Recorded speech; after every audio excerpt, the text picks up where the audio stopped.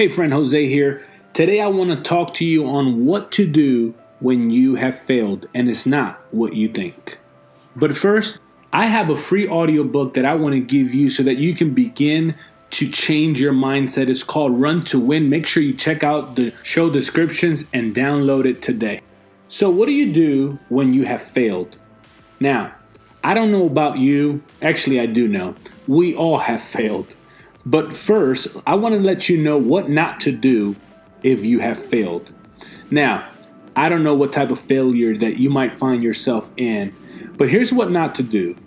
Don't stop trying. Don't allow the failure to stop you from trusting, starting, building, or loving whatever area you failed in. So if you failed in the relationship, let me tell you, don't stop loving. Don't stop trusting, okay? If you failed in business, don't stop starting up again or building or trying, all right? But here's what you do with failure. Here's the key, and here's what you do with failure. You learn from it. You learn from it, all right? You learn from it. Now, I want to share with you a story of someone, and this person, it's going to remain anonymous, but I remember I had this particular person who came up to me, and he shared something with me that was very deep to him, and he said to me, listen, I failed. I failed. And I said, what do you mean you failed? He said, I failed. I had sex with this girl, and we're not married, and I think she might be pregnant. I don't know what to do. I'm scared. I just don't know what to do. And let me tell you, friends, he was really scared. I mean, you can hear it in his voice. He was tearing up. He was choking up a little bit. And I felt bad for him. I really did.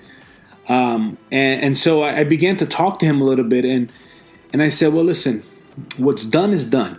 You can't live in the past, and you certainly can't live in defeat. But I want to help you pray through this, and I want you to, pray, and I want us to pray together. And we prayed. He asked God for forgiveness for doing this thing, for having sex out of wedlock, and just doing the wrong decisions. And the family trusted him with this particular person, and he just he felt like he ruined that. And so we prayed, and we got through that moment. But here's what happened. He did it again. And again, and again. And ultimately, the girl became pregnant. Not just once, but a few times. And had multiple kids. And unfortunately, they had a rocky relationship. And I don't know what happened to them now. But the key to that point, or the key to that story, and the point to that story is this, friends. We all make mistakes. We all are going to fail at something or at some point of our lives. Maybe it's not going to be as dramatic as that one, hopefully, but we all make mistakes. You're gonna stumble in business. You're gonna stumble in your faith. You're gonna stumble in your journey, and that's not the point. The point is, most people, when they fail, they'll tell you, oh, just get back up again. If you fail, get back up again. If you fail, get back up again. Although that is true, and I agree with that statement, that is half truth. Okay, that is half the truth. You don't just fail and get back up again. Okay, because if you fail and get back up again, you'll be repeating the same mistakes over and over and over again. And I'm telling you, as a former pastor, I've seen this over and over and over again. And as a spiritual leader of people who still coach people through this, I see that people keep repeating the same mistakes over and over again. Why? Because they think it's just about if you fail, get back up again. No. The key to thrive from your failures, the key is to be strategic with your failures. Because we all fail. We all make mistakes. We all say something we didn't want to say. We all thought something we didn't want to, we didn't really want to think. So we all fail, but you can't just keep doing the same mistakes over and over again. Someone once said this. They said, if you have dug yourself into a hole, stop digging. That's right. If you're in a hole, you should stop digging. You should figure out a way. How can you get out of this hole, right? Learn from it.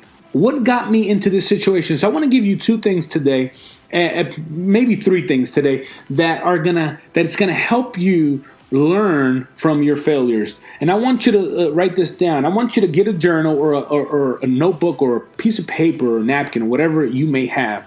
And I want you to document what happened. And when you write it down, you're going to see, and you might want to rip it up and burn it or throw it away when you're done. You don't want nobody to know about it. But I want you to write down what happened. And I want you to start thinking about what you did, not out of guilt or shame, but I want you to think about what you did. What led you to do this, right? And then you're going to start looking at this. And then number two, what could you have done differently? You can't take back the past, okay? You can't live in the past. You can't live in defeat, and you can't live in guilt. All right, what's done is done, unfortunately, but learn from it.